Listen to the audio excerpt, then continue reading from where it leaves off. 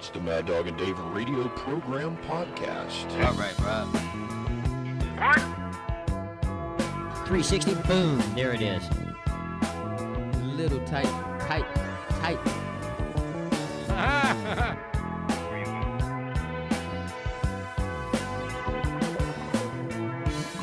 It's the Mad Dog and Dave Radio Program Podcast.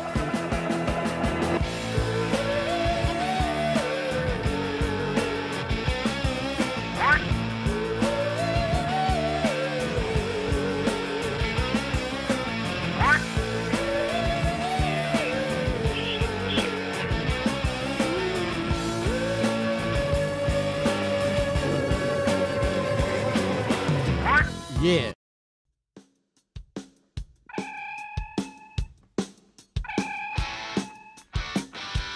Non-stop. 90.4 FM. Real Life Radio.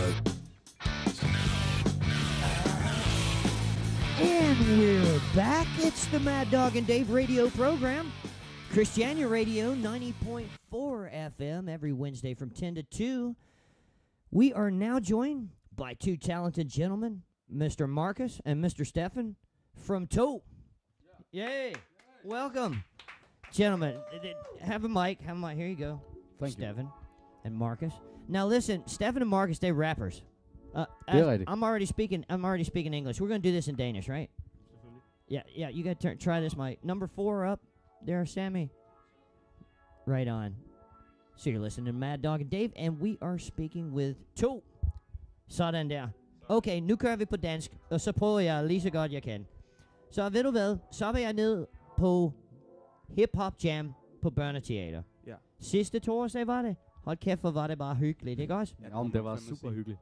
Og så optræder de både Stefan og Stefan og Markus, ikke? Og så optræder de, og det var simpelthen så gennemskuen og upbeat og så positiv og sådan noget. Og så Dave, min co-host der, ikke? Han var med, og så diskuterede vi, dem skal vi lige have komme forbi og snakke om det. Så hvad har I gang i? Har I en plade ude? Ja, altså, vi har arbejdet længe på en plade, faktisk. Okay, nå, lad os spole helt tilbage så.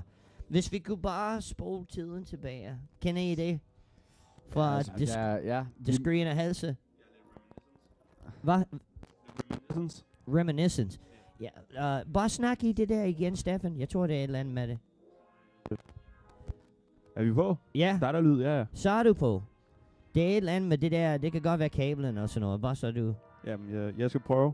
Du igennem. Okay, fedt nok. Undskyld. Så, hvordan mødte I hinanden? Ja, altså, vi mødte faktisk hinanden på efterskole. Okay, fedt. Ja, rigtig Hvor sjovt. var det henne? I Nyborg. Nyborg? Nyborg. Okay, ja. N-Y-borg. Ja, lige præcis. Ja, okay. På Fyn, så det er rimelig langt væk. Okay, helt klart. Så var I begge to fra København, og så gik I efterskole der? Nej, men det er jo, jeg bor i Holbæk. Det er jo rimelig langt væk herfra. Holbæk, okay. Og så endte I på den der efterskole, så mødte I der? Lige præcis. Så mødte vi hinanden. Vi boede faktisk på værelse sammen i et år. Okay, cool. Og vi havde rappet lidt i forvejen begge to. Så har I ikke kendt hinanden, før I fandt overhovedet ikke. Så det er det der klassisk billede, hvor man lige kommer ind til værelse, og så er der en anden en der, og så siger nå, okay, så er det dig, jeg skal bo med næste år. Og så var det bare et tilfælde, at vi begge to rappede og havde lavet en Nej, hvor masse fedt. og sådan noget. Nej, hvor fedt. Men vi var jo virkelig forskellige dengang. For jeg plejede at lave sådan noget lidt rigtig politisk engageret og lidt horrorcore-agtigt. Okay. Ja, jeg lavede sådan noget værre gøjler-rap, sådan alt muligt mærkelige, åndssvage rim. men sammen fokuserede jeg på et bestemt genre, et bestemt... Altså, vi arbejder sådan lidt frem mod det, vil jeg sige. Altså, vi startede bare med at lave sådan... Det første nummer, vi for eksempel lavede, som hedder I Have a Dream, sådan en hyldest til Martin Luther King nærmest. Nice, I come from Atlanta, Georgia, of course, hometown of Martin Luther King, ja? Ja. Nice, men fortsæt, ja? Ja, men og så var det sådan, at der kunne vi godt ligesom fornemme, at... Vi ikke passede sammen Ja, lige det på var det sådan, område. vi havde lidt forskellige måder at gøre tingene på. Men så har vi sådan lige så stille arbejdet os frem, fordi vi blev bare ved. Vi boede sammen et år, ikke? Så, og vi havde fri studietid og alt det, vi ville med, Nej, hvor fedt. med højtalere og studie. Og det var godt indrettet. Det var mikrofoner og fint. CD-spillere, du kan sætte din computer til og lige... Ja, og vi havde også fri adgang til en kæmpe Mac med Logic og det hele, så det var lige til.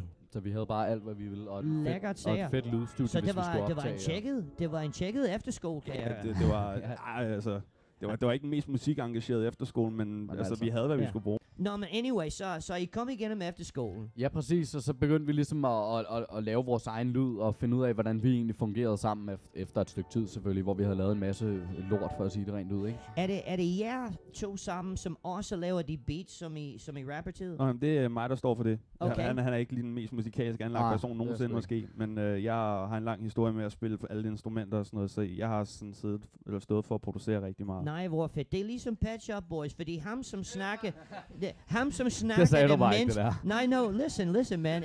Det er ham, der snakker det mindste, som laver hele produktionen og sådan noget. Og ham, som har hele scene og udstråling, det er den anden dude. Og min opfattelse af jer to var, at det var dig, som var helt klart leder på det der foregik på scenen. Men det er en helt, og så er det dig faktisk, der står og laver beats. Det er meget, meget fedt at høre. Meget fedt at høre. Nå, okay, så I går og arbejder. I har nogle gennemarbejdet tracks der, som forhåbentlig I gider godt at optræde et par gange, at give et nummer eller to. Ja, selvfølgelig. Nej, hvor er det godt. Nej, hvor er det hyggeligt. godt. Men det var en af dem, kan jeg huske det rigtigt, det var et eller andet med, vi har det fedt. Ja, lige præcis. Det er jo en god gammel. Vi har jo sådan... Vi har det fedt. Altså, Vi har det altid fedt. det er så fedt. Det er en dejlig titel. Det er ikke noget... altså, vi har det fedt. Altså, det er simpelthen... Det var også det, der rammede mig, når jeg så jer optræde på hiphop i børneteater. Og det var det der med, at det skabte bare en god, positiv stemning. Og så, altså, jeg er en gammel rock dude, ikke også? Og så bare sige på Sammy Soul, ikke? Og det er ham, som spiller musik, og han er bare han har tatoveringer og det hele. Altså, det er det, jeg voksede op med, ikke? Men når jeg hører noget creative, ikke? Outkast, Farside, sådan noget, altså, it gets my ear, ikke? Og jeg fik det samme med jer og den sang der, så jeg håber på, at det er en af sange, I har valgt for at spille. Det er det faktisk ikke, men vi kan sagtens spille den. Altså. Jamen, det kan vi Så tager vi en tredje nummer der. Nå, jamen, det er helt klart.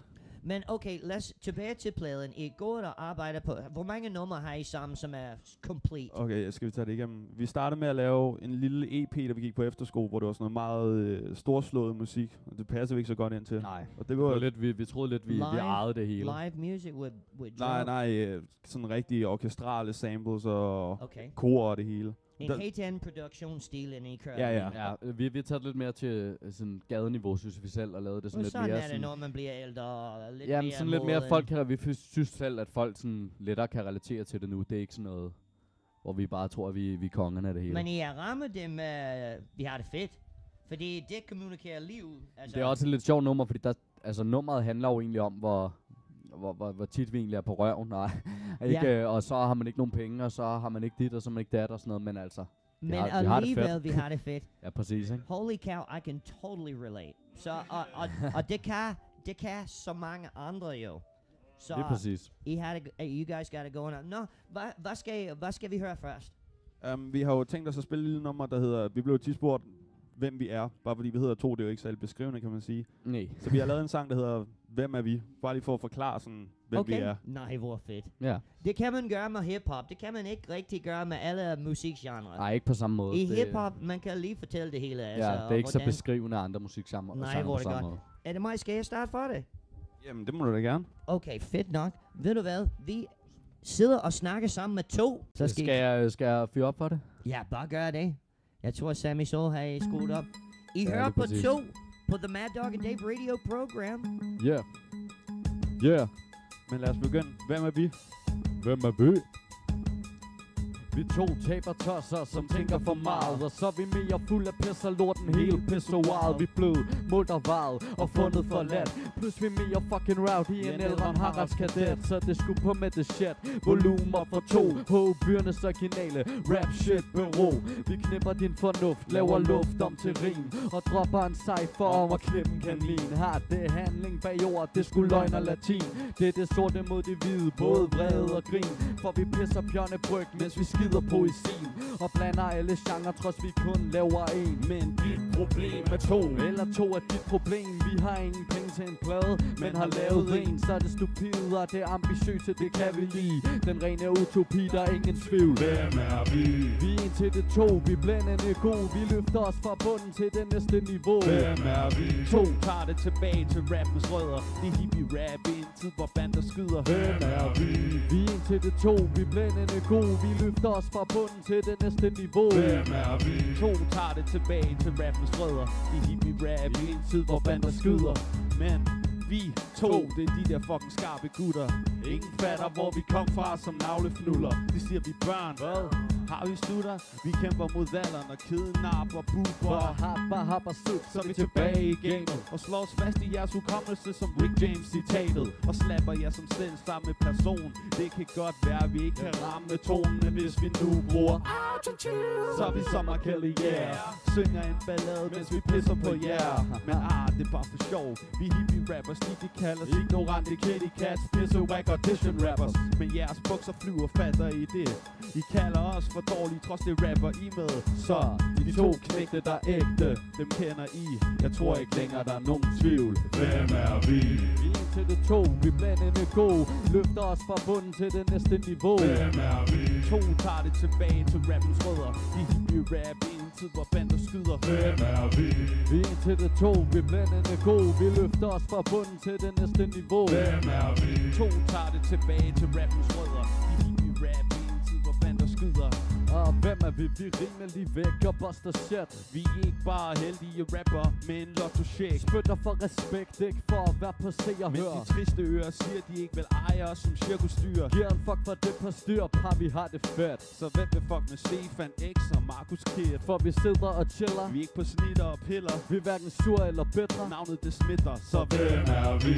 Vi er en til det to, vi er blændende gode. Vi løfter os fra bunden til det næste niveau. Hvem er vi? To tager det tilbage til rappens rødder. Det er hippie rap i en tid, hvor bander skyder. Hvem er vi? Vi er en til det to, og vi er blændende gode. Vi løfter os fra bunden til det næste niveau. Hvem er vi? To tager det tilbage til rappens rødder. Det er hippie rap i en tid, hvor bander skyder. Bander skyder.